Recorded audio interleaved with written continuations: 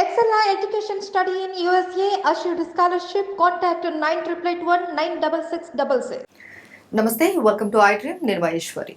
ప్రపంచ దేశాలతో పాటు భారతదేశంలో కూడా చాప కింద నీరులా విస్తరిస్తున్న ఏకైక వ్యాధి ఏది అంటే చాలా మంది ఈ హెచ్ఐవి ఎయిడ్స్ గురించి ఎక్కువగా చెప్తూ ఉంటారు. తెలియకుండానే చాలా మందిలో ఇది స్ప్రెడ్ అవుతూ ఉంటుంది. దానికి కారణం కూడా అందరికీ తెలిసిందే. అయితే ఇప్పుడు దానికి ట్రీట్మెంట్ హోమియోపతిలో అత్యాధునికమైనటువంటి ట్రీట్మెంట్స్ కూడా ఉన్నాయి, చాలా కంట్రోల్ చేస్తాయి అనేసి అంటూ ఉన్నారు. రైట్, ఇప్పుడు దాని వారిని తెలుసుకుందాం మరిన్ని వివరాలు. నమస్తే నమస్తే సార్. ఈ హెచ్ఐవి ఎయిడ్స్ వాట్ ఎవర్ ఇది తెలియకుండానే చాలా మందికి కూడా వాళ్ళల్లో ఆ వైరస్ అనేది ఉంది అనేది తెలియదు. ఎక్కడో ఒక దగ్గర అది వాళ్ళు బాడీలోకి వచ్చేయడం వల్ల జరుగుతూ ఉంటుంది. సో ఫస్ట్ ఆఫ్ ఆల్ వాళ్ళు హెచ్ఐవి లేదా ఎయిడ్స్ తోటి వాళ్ళు బాధపడుతున్నారు అన్నది వాళ్ళు ఎలా ఐడెంటిఫై చేసుకోవాలి? రైట్. సో హెచ్ఐవికి 3 స్టేజెస్ ఉంటాయన్నమాట. ఫస్ట్ స్టేజ్లో ఏమవుతుందంటే, సో ఎలా అయినా రావచ్చు. మెయిన్గా యంగ్ అడల్ట్స్లో వచ్చేది ఏంటంటే సెక్షువల్ అన్ప్రొటెక్టెడ్ సెక్స్ వల్ల వస్తుందన్నమాట. ఇది ఫస్ట్ రీజన్. సో లేకపోతే ఒక బార్బర్ దగ్గరకో లేకపోతే ఇంకెవరి దగ్గరకన్నా బ్లడ్ ట్రాన్స్ఫ్యూజన్, బ్లడ్ నుంచి రావచ్చు. ఇది సెకండ్ టైప్, మోస్ట్ కామన్ అన్నమాట. థర్డ్ ఏంటంటే మదర్ నుంచి పిల్లకి రావచ్చు, బేబీకి రావచ్చు. ఎప్పుడు కడుపులో ఉన్నప్పుడు కానీ లేకపోతే పాలు ఇచ్చేటప్పుడు కానీ ఎప్పుడన్నా రావచ్చు అనమాట. సో బేబీ కేసులో వాళ్ళు ఐడెంటిఫై చేయలేరు. సో అది కేసు పక్కన పెట్టండి. సో బార్బర్ దగ్గర వీళ్ళ దగ్గర పోయినప్పుడు ఐడెంటిఫై చేయడం కూడా కష్టం. ఎందుకంటే సో అది చిన్న కట్టున్నా లేకపోతే మనము బ్లడ్ ట్రాన్స్ఫ్యూజన్ అప్పుడు, సో ఇంజెక్షన్స్ బ్లడ్ ట్రాన్స్ఫ్యూజన్ అప్పుడు సరిగ్గా టెస్ట్ చేయకుండా బ్లడ్, సో ఇవన్నీ వచ్చే ఛాన్స్ ఉంటుంది అనమాట. ఇవన్నీ contributes to only 20% of the cases. 80% of the cases ఏంటంటే అన్ప్రొటెక్టెడ్ సెక్స్ వల్ల 80% ఆఫ్ ది కేసెస్లో వస్తుంది. సో ఫస్ట్ రీజన్ ఏంటంటే చాలామంది మనం అనుకుంటాం, మనం ఏ స్టాటిస్టిక్స్ తీసినా చాలామంది ఏం చెప్తారంటే సో లో సోషల్ ఎకనామిక్ వాళ్ళకి ఎక్కువ వస్తుంది అంటారు. కాకపోతే మేము చూసింది ఏంటంటే హై సోషల్ ఎకనామిక్ వాళ్ళు కూడా అన్ప్రొటెక్టెడ్ సెక్స్ చాలా ఎక్కువగా చేస్తున్నారు. సో ఈవెన్ డాక్టర్స్ మా దగ్గరికి ట్రీట్మెంట్కి వస్తారు కదా, ఈవెన్ అలోపతి ఏ డాక్టర్ అన్నా, డాక్టర్స్ కూడా ఒక్కొక్కసారి ఏంటంటే అన్ప్రొటెక్టెడ్ సెక్స్లో పాల్గొంటున్నారు. వాళ్ళకు కూడా హెచ్ఐవి ఉన్న వాళ్ళు చాలామంది ఉన్నారనమాట. సో ఇది సోషో ఎకనామిక్ కండిషన్తో సంబంధం లేకుండా ప్రతి ఒక్కరికి వస్తుంది. బేసిక్గా ఇదేంటంటే 3 స్టేజెస్ ఉంటాయి. 3 స్టేజెస్లో మనము ఎలా ఐడెంటిఫై చేయాలి అనేది తెలుసుకుందాం. ఫస్ట్ స్టేజ్ ఏంటంటే అన్ప్రొటెక్టెడ్ సెక్స్ అయింది. సో మీకు 1 డే కానీ 2 డే కానీ 3 డే కానీ వితిన్ 1 వీక్లో సో వీళ్ళకి కొన్ని సిమ్టమ్స్ వస్తాయన్నమాట. ఎలా ఉంటాయంటే సింపుల్ సిమ్టమ్స్ లాగా ఉంటాయి. ఒకటి సింపుల్ కాఫ్ రావడము, కోల్డ్ రావడము, రన్నింగ్ నోస్ ఉండడము, కొంచెం వీక్నెస్ ఉండడము, కొంచెం ఫెటీగ్ ఉండడము, కొంచెము వామిటింగ్ వచ్చినట్లు అనిపించడం, నాజియా లాగా ఉండడము, మైల్డ్ ఫీవర్ ఉండడము. సో అదేవిధంగా నోస్ దగ్గర, కళ్ళు దగ్గర మొత్తం ఇరిటేషన్ ఉండడం. ఇదేంటంటే general flu, common cold symptoms లాగా ఉంటాయన్నమాట.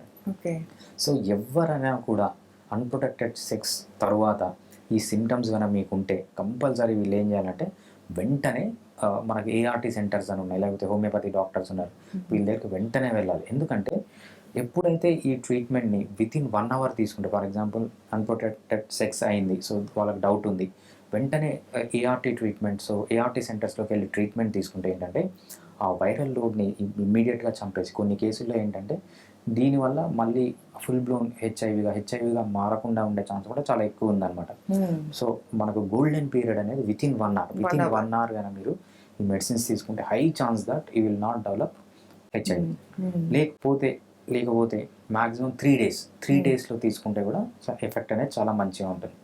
3 డేస్ కూడా అయిపోయింది, మీకు ఆ సిమ్టమ్స్ ఉన్నాయి, మీకు ఏదో పనిలో ఉండి మర్చిపోయారో ఏదో చేశారు, ఎంత త్వరగా వీలైతే అంత త్వరగా మీరు ఏఆర్టీ ట్రీట్మెంట్ అనేది స్టార్ట్ చేయాలన్నమాట. సో 1 మంత్ 2 మంత్స్ 3 మంత్స్ అని అనవసరం. ఫర్ ఎగ్జాంపుల్ వాళ్ళకి సడన్గా 3 మంత్స్ తర్వాత గుర్తొచ్చింది అనుకోండి, ఐ హ్యాడ్ అన్ప్రొటెక్టెడ్ సెక్స్ అని, ఇమ్మీడియట్గా వెళ్ళి ట్రీట్మెంట్ తీసుకోవడం అనేది ఇంపార్టెంట్. సో టెస్ట్లు ఎప్పుడు చేయించుకోవాలి? కొంతమందికి ఏంటంటే వితిన్ 1 మంత్ పాజిటివ్ వస్తుంది, కొంతమందికి 2 మంత్స్, కొంతమందికి 3 మంత్స్.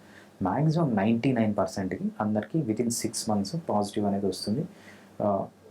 మీకు ఆ అన్ప్రొటెక్టెడ్ సెక్స్ అయిన వెంటనే ఒకసారి చేయించుకోండి, ఎవ్రీ 1 మంత్కి లేకపోతే 3 మంత్స్కి, 1 ఇయర్ వరకు కూడా మీకు ఏం ప్రాబ్లం లేకుంటే సో మీకు లేనట్లు అనమాట. ఇది ఫస్ట్ స్టేజ్. సెకండ్ స్టేజ్ అంటే ఇది ఫస్ట్ సిమ్టమ్స్ అనుకున్నాం కదా, సిమ్టమ్స్ వచ్చిన తర్వాత లేటెంట్ ఫేజ్లోకి వెళ్ళిపోతుంది. ఇక్కడ ఏమవుతుందంటే అసలు సిమ్టమ్స్ ఉండవు, నార్మల్ మనిషి ఎలా ఉంటారో అలా ఉంటారు, కానీ లోపల మాత్రం ఈ వైరస్ అనేది రిప్లికేట్ అవుతుంటుంది. అంటే అది డెవలప్ అవుతూ ఉంటుంది, మల్టిప్లై అవుతూ ఉంటుంది. ఈ స్టేజ్ పర్సన్ని బట్టి కొంతమందికి 1 ఇయర్ ఉండొచ్చు ఈ స్టేజ్, కొంతమందికి 10 ఇయర్స్ ఉండొచ్చు, కొంతమందికి 20-30 ఇయర్స్ వరకు కూడా ఈ స్టేజ్ ఉండదు. అంటే ఏసిమ్టమాటిక్ స్టేజ్. ఈ స్టేజ్లో వాళ్ళు నాకేం లేదు, నేను హ్యాపీగా ఉన్నాను అని అందరు పనులు చేసుకుంటుంటారు. సో మ్యారేజ్ అయిన వాళ్ళు అనుకోండి, మ్యారేజ్ కాలేదనుకోండి, సో వేరే వాళ్ళతో తిరిగే అలవాటు ఉంటే వాళ్ళకంతా ఈ డిసీజ్ వెళ్తూ ఉంటుంది. లేదు వైఫ్ ఉందనుకోండి, వైఫ్కి వెళ్ళడము, అదేవిధంగా పిల్లలకి రావడము, ఇవన్నీ జరిగిపోతుంటాయి. సో ఈ లేటెంట్ ఫేజ్లో మీకు ఎప్పుడన్నా అన్‌ప్రొటెక్టెడ్ సెక్స్ ఉన్నా కానీ, లేకపోతే జనరల్గా ఎవ్రీ ఇయర్ ఒకసారి హెచ్ఐవి టెస్ట్, హెచ్బిఎస్ఏజీ టెస్ట్, తర్వాత కొన్ని జనరల్ టెస్ట్ ఉన్నాయి, వైరల్ టెస్ట్. వైరల్ టెస్ట్లు, ఇవన్నీ చేయించుకోవడం ఇయర్లీ వన్స్ 2 ఇయర్స్ వన్స్ చేయించుకోవడం మంచిదన్నమాట ఈ లేటెంట్ ఫేజ్లో.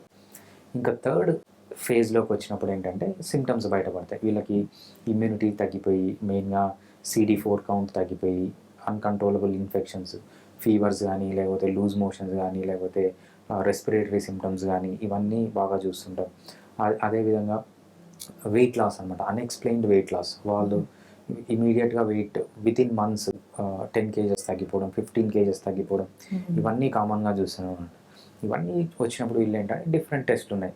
మనం యాంటీబాడీని టెస్ట్ చేయొచ్చు, యాంటీజెన్ టెస్ట్ చేయొచ్చు, వైరల్ RNA టెస్ట్ చేయొచ్చు, DNA టెస్ట్ చేయొచ్చు, చాలా టెస్ట్లు ఉన్నాయి. ఆ టెస్ట్లన్నీ చేసుకొని సో ఈజీగా హెచ్ఐవిని కనిపెట్టడానికి పెద్ద కష్టం కాదు. జస్ట్ వీళ్ళు ఏంటంటే if they had unprotected sex లేకున్నా కూడా ఇంకా వేరే రీజన్స్ వల్ల వచ్చి ఉండొచ్చు కదా.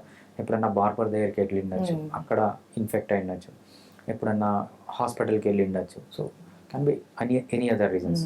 సో వాళ్ళకి గన హెచ్ఐవి టెస్ట్ చేయించుకోవాలని ఉంటే చేయించుకోవడం అనేది పెద్ద కష్టమైన పని కాదు ఇప్పుడు. సార్, ఎవరైనా ఒక హెచ్ఐవి పేషెంట్ తోటి అన్‌ప్రొటెక్టెడ్ సెక్స్ లో పాల్గొన్నప్పుడు రైట్. వాళ్ళు తర్వాత ఒక 1 వీక్ లో అలా టెస్ట్ చేయించుకుంటే వాళ్ళకి ఉన్నదా లేదా, వీళ్ళకి స్ప్రెడ్ అయిందా లేదా అన్నది కరెక్ట్ గా ఐడెంటిఫై చేయగలరా? సెక్షువల్ ఇంటర్ కోర్స్ నుంచి వైరస్ మనకు డిటెక్టబుల్ వైరస్ మనకు బ్లడ్లో రావాలి అంటే మినిమం 1 మంత్ పడుతుంది 1 అన్నమాట. కొంతమంది 50% ఆఫ్ ది పీపుల్కి 1 మంత్లో బయటపడుతుంది, కొంతమంది 1 మంత్ కాదు, కొంతమంది 2 మంత్స్ తర్వాత, కొంతమంది 3 మంత్స్. 70% ఆఫ్ ది పీపుల్కి 3 మంత్స్ తర్వాత బయటపడుతుంది అనమాట. ఆల్మోస్ట్ 99% ఆఫ్ ది పీపుల్కి 6 మంత్స్ తర్వాత. సో వాళ్ళ ఇమ్యూనిటీ అనమాట, వాళ్ళకి స్ట్రాంగ్ ఇమ్యూనిటీ ఉందనుకోండి, సో వాళ్ళకి లేట్ అవుతుంది అది వైరస్ వచ్చి మల్టిప్లై అయ్యి. సో కన్సిడరబుల్ అమౌంట్ మన బ్లడ్లో వచ్చిన తర్వాతనే దాన్ని మనం డిటెక్ట్ చేయాలన్నమాట. అన్‌ప్రొటెక్టెడ్ సెక్స్ ఉన్న వాళ్ళలో 70% ఆఫ్ ది పీపుల్కి వితిన్ 3 మంత్స్ బయటపడుతుంది, 99% ఆఫ్ ది పీపుల్కి వితిన్ 6 మంత్స్లో బయటపడుతుంది అనమాట. అండ్ సార్, వైరల్ లోడ్ అన్నది ఒకసారి 0 వచ్చింది అంటే వాళ్ళు హెచ్ఐవి నుంచి బయటపడ్డట్టేనా, లేకపోతే వైరస్ అనేది ఇంకా వాళ్ళ బాడీలో ఉన్నట్టేనా? రైట్. ఎందుకంటే చాలా మంది పేషెంట్స్ హెచ్ఐవితో బాధపడుతున్న వాళ్ళు మాకు 0% వచ్చేసింది, సో మేము టోటలీ బయటపడిపోయాం, మాకు క్యూర్ అయిపోయింది అనేసి అనుకుంటూ ఉంటారు. అది కరెక్టేనా? రైట్. సో ఇది చాలా మంచి క్వశ్చన్ అండి. ఎందుకంటే మనకు ఇంగ్లీష్లో ఒక సామెత ఉంటుంది, జంపింగ్ ద గన్ అంటారు అనమాట. సో జంపింగ్ ద గన్ అంటే ఏంటంటే కరెక్ట్గా దాని గురించి తెలియకముందే నాకు అంతా తెలిసిపోయింది, అంతా వచ్చింది అనుకుంటారంట. ఈ కేసులో ఏంటంటే వైరల్ లోడ్ తగ్గిపోయినంత మాత్రాన, వైరల్ లోడ్ 0 వచ్చినంత మాత్రాన నాకు డిసీజ్ క్యూర్ అయిపోయిందని కొంతమంది బాబాలు చెప్పారు. అంటే వాళ్ళు మెడిసిన్ ఇచ్చిన తర్వాత వైరల్ లోడ్ 0 వచ్చింది అనుకోండి, నేను ఎయిడ్స్కి మందు కనిపెట్టినాను కొంతమంది బాబాలు చెప్పారు, కొంతమంది ఫేమస్ డాక్టర్లు కూడా చెప్పారనమాట. సో వాళ్ళని పక్కన పెడితే ఏంటంటే రియల్గా వాళ్ళ అదృష్టవంతులే. చాలా కేసెస్ చూసాం విత్ హోమియోపతి వైరల్ లోడ్ 0 రావడం.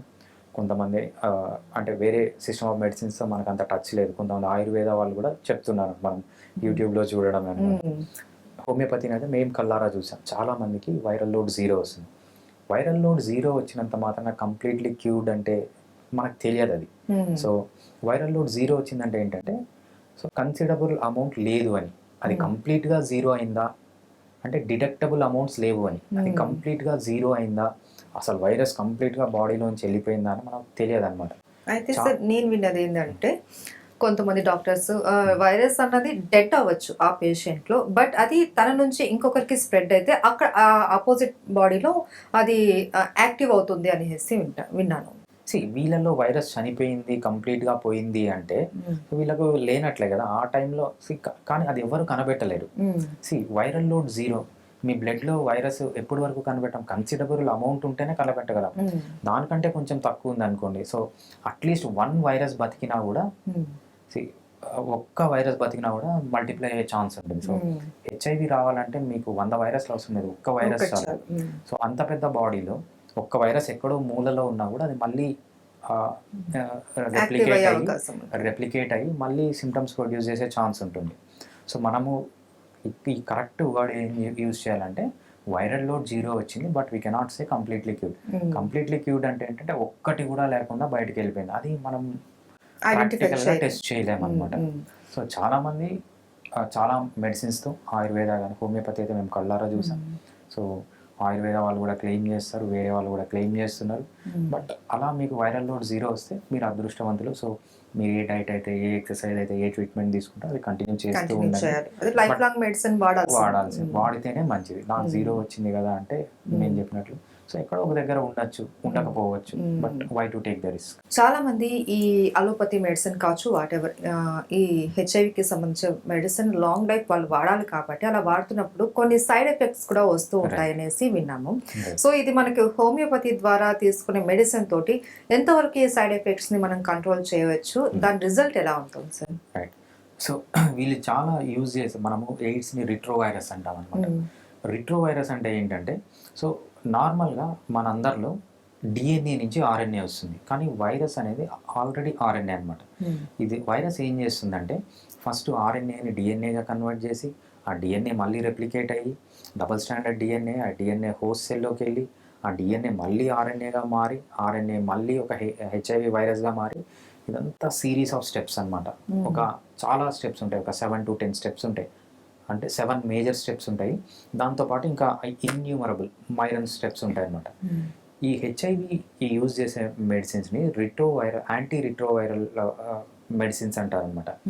ఇక్కడ డిఫరెంట్ గ్రూప్ ఆఫ్ మెడిసిన్స్ ఉన్నాయి. ఈ డిఫరెంట్ గ్రూప్ ఆఫ్ మెడిసిన్స్ ఒక్కొక్క మెటబాలిక్ పాత్వే అంటే ఒక్కొక్క స్టేజ్లో ఆర్ఎన్ఏ రివర్స్ ట్రాన్స్క్రిప్షన్ అంటాం అనమాట. రివర్స్ ట్రాన్స్క్రిప్షన్ అప్పుడు కొన్ని పనిచేస్తాయి, సో డిఎన్ఏ సింథసిస్ అప్పుడు, ట్రాన్స్క్రిప్షన్ అప్పుడు కొన్ని పనిచేస్తాయి. సో డిఫరెంట్ మెటబాలిక్ పాత్వేస్ని వైరస్ని అటాక్ చేస్తుంటాయి అనమాట. సో ఇక్కడ మనం చాలా ఆర్టీఏ ట్రీట్మెంట్ అంటారు, retroviral anti retroviral ART treatment అంటారనమాట. యాంటీ రిట్రోవైరల్ ట్రీట్మెంట్ అని ఇది ఒక్క డ్రగ్ కాదు, it is a combination of multiple drugs. ఈ మల్టిపుల్ డ్రగ్స్ ఏం చేస్తాయంటే డిఫరెంట్ మెటబాలిక్ పాత్వేని డిఫరెంట్ సింథసిస్ ఎయిడ్స్ వైరస్ సింథసిస్లో బ్రేక్ చేస్తాయి అన్నమాట. ఇవి గ్రూప్ ఆఫ్ డ్రగ్స్. ఇవేంటంటే చాలా సైడ్ ఎఫెక్ట్స్ ఉంటాయి. సో మల్టిపుల్ సైడ్ ఎఫెక్ట్స్ ఉంటాయి. మనకి ఎలా ఉంటుందంటే దీంట్లో సో సింపుల్ ర్యాష్ రావచ్చు, లేకపోతే సెంట్రల్ నర్వస్ సిస్టమ్ ప్రాబ్లమ్స్ రావచ్చు, గ్యాస్ట్రో ఇంటెస్టైనల్ ప్రాబ్లమ్స్ రావచ్చు, నాజియా కానీ, వామిటింగ్ కానీ, లేకపోతే లిపిడ్ డిస్ట్రోఫీ అంటామంట. లిపిడ్ ప్రాబ్లమ్స్ అంటే కొలెస్ట్రాల్ ఎక్కడము, పెరగడము, హెడేక్స్ రావచ్చు, ఇన్సోమ్నియా అంటే నిద్ర లేకుండా పోవడము, నాజియా, వామిటింగ్స్ రావచ్చు, కాఫ్, రెస్పిరేటరీ ట్రాక్స్, ఇలా మనకు చాలా సిమ్టమ్స్ ఉన్నాయన్నమాట. సో కొంతమంది ఈ సిమ్టమ్స్ని తట్టుకోగలరు, కొంతమందిలో ఈ సిమ్టమ్స్ చాలా తక్కువ ఉంటాయి. మా దగ్గరకు వచ్చే కేసెస్ ఎలా ఉంటాయంటే, సార్ ఏఆర్టీ తీసుకుంటున్నాను, నా ఫ్రెండ్ కూడా అక్కడ పోయితే ఏఆర్టీ వాళ్ళు పరిచయం అవుతారు, వేరే వాళ్ళు కూడా తీసుకుంటున్నారు, అసలు వాళ్ళు తీసుకుంటే వాళ్ళకి ఏం సిమ్టమ్స్ లేవు, నాకు మాత్రం ఒక్క టాబ్లెట్ వేసుకున్నా కూడా అసలు నేను సిమ్టమ్స్ తట్టుకోలేకపోతున్నాను అంటారనమాట. సో వాళ్ళల్లో ఏం చేస్తామంటే అది అప్ టు దెమ్. సో వాళ్ళు ఓన్లీ హోమియోపతి ట్రీట్మెంట్ తీసుకుంటారా, ఓన్లీ ఏఆర్టీ తీసుకుంటారా, హోమియోపతి ఏఆర్టీ కంబైన్ చేసి తీసుకుంటారా, సో ఎలా అయినా ఓకే అనమాట. సో హోమియోపతి మేము ఎలా అయినా ట్రీట్ చేయగలం, ఇట్స్ అప్ టు దెమ్, వాళ్ళు డిసైడ్ చేయాలి. చాలామంది మా దగ్గర తీసుకునే వాళ్ళు అంటే ఓన్లీ హోమియోపతి ట్రీట్మెంట్ తీసుకునే వాళ్ళు ఏంటంటే, ఒకటి హోమియోపతిని పూర్తిగా నమ్మిన వాళ్ళు, ఇంకొకటి ఏంటంటే ఆ ఏఆర్టీ ట్రీట్మెంట్ సివియర్ సిమ్టమ్స్ ఉన్న వాళ్ళు కూడా మా దగ్గరకు వచ్చి ఆ ట్రీట్మెంట్ స్టాప్ చేసి తీసుకుంటారు. So most of the people ఏంటంటే రెండు తీసుకుంటారు అనమాట. Right, okay, thank you so much. Thanks అండి.